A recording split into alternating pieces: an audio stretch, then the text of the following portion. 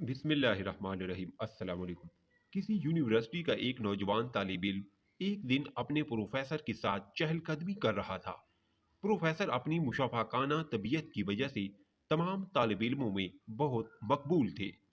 चहलकदमी करते हुए अचानक उसकी नज़र एक बहुत खस्ता हाल पुराने जूतों की जोड़ी पर पड़ी, जो पास ही खेत में काम करते हुए गरीब किसान की लगती थी। तालिब इल्म प्रोफेसर से कहने लगा, ऐसा करते हैं कि इस किसान से साथ कुछ दिल लगी करते हैं और उसके जूते छुपा देते हैं और खुद भी इन झाड़ियों के पीछे छुप जाते हैं और फिर देखते हैं कि जूते ना मिलने पर किसान क्या करता है। प्रोफेसर ने जवाब दिया, हमें खुद को महफूज करने के लिए कभी भी किसी गरीब के साथ मजाक नहीं करना चाहिए। तुम एक अमीर लड़के हो और इस गरीब की विसातत से तुम एक एहसन तरीका से महफूज हो सकते हो।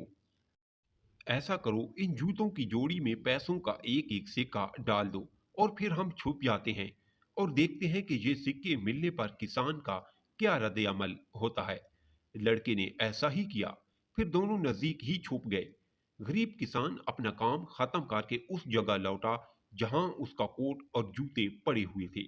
कोट पहनते हुए उसने यूं ही अपना एक पांव जूते में डाला तो उसे कुछ सख्त सी चीज महसूस हुई। वो देखने की खातिर झुका तो उसे जूते में से एक सिक्का नजर आया।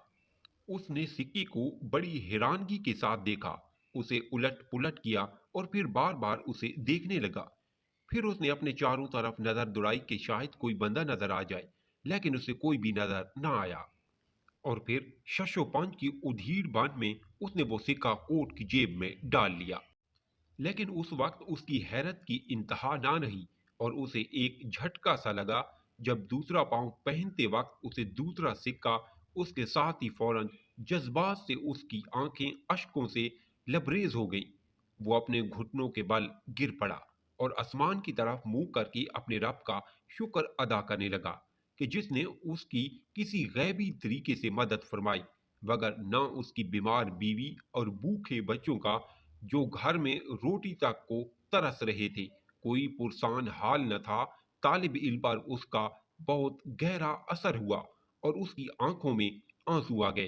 तब अचानक प्रोफेसर बोल पड़े, लड़के से पूछने लगे, क्या तुम अब ज्यादा खुशी महसूस कर रहे हो या उस तरह करते जो तुम करने जा रहे थे? लड़के ने जवाब दिया, आज आपने मुझे ऐसा सबक सिखाया है जिसे मैं बाकी की सारी जिंदगी नहीं भूलूंगा। और आज मुझे इन अल्फाज की हकीकत भी सही अदारक हुआ है जो पहले कभी ठीक तरह से समझ ना आ सकी, कि देने वाला हाथ लेने वाले हाथ से हमेशा बेहतर होता है। अगर आपको स्टोरी पसंद आई है तो लाइक कर दें और चैनल पर न्यू है तो सब्सक्राइब जरूर करें।